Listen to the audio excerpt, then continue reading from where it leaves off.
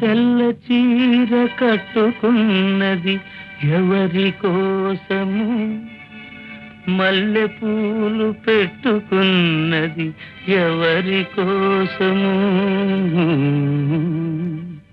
తెల్ల చీర కట్టుకున్నదెవరి కోసము, మల్లె పూలు పెట్టుకున్నదెవరి కోసము. తెల్ల చీర కట్టుకున్నదెవరి కోసము, మల్లె పూలు పెట్టుకున్నదెవరి కోసము.